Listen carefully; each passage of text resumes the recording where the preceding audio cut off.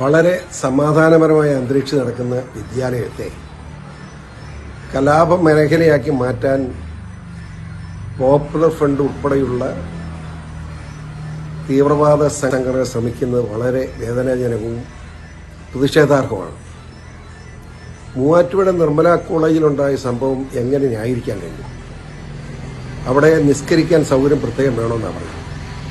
ആ നിർമ്മല കോളേജിന്റെ ചുറ്റുമായി 3 ഒന്നാന്തരം മോസ്കുകൾ, മുസ്ലിം ദേവാലയങ്ങളുണ്ട്. അവിടെ പോയാൽ പറയാം. ഇവിടെ കോളേജിനകത്ത് വേണം. നമ്മൾ ഇത് പറയുമ്പോൾ ഞാൻ ഒരു വർഗീയതയും പറയാൻ ആഗ്രഹിക്കുന്ന ആളല്ല. ഞാൻ ചോദിക്കട്ടെ, മുസ്ലിം നേതൃത്വമുള്ള എത്രയോ കോളേജുകൾ ഈ കേരള സംസ്ഥാനത്തുണ്ട്.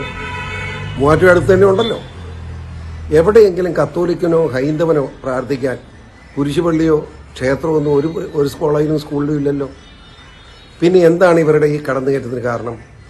ഇത് പാകിസ്ഥാനാണ് ഇന്ത്യ നമ്മുടെ രാജ്യമല്ല, പാകിസ്ഥാനാണ് നമ്മുടെ രാജ്യം എന്ന് പറയുന്ന വിഘടനവാദികൾ കേരളത്തിൽ കേന്ദ്ര സംസ്ഥാന ഗവൺമെന്റിന്റെ നയത്തിന് വിരുദ്ധമായി കുറേയേറെ ആളുകളുണ്ട് എന്നതുകൊണ്ട് ഒരു റൌഡിസത്തിലേക്ക് നീങ്ങുകയാണ്. ഇത് വലിയ അപകടകരമായ നിലയിലേക്കാണ് പോകുന്നത്.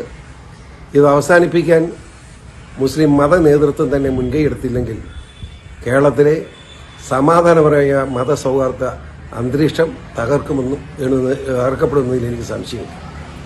ഒരു കാരണവശാലും കേരളത്തിലെ ഹൈന്ദവ സ്കൂളുകളിലോ അല്ലെങ്കിൽ വിദ്യാലയങ്ങളിലോ ക്രൈസ്തവ വിദ്യാലയങ്ങളിലോ ഏതെങ്കിലും ഒരു മതവിഭാഗത്തിന് പ്രത്യേകമായി ആരാധനാ സ്വാതന്ത്ര്യം കൊടുക്കാൻ കഴിയില്ല.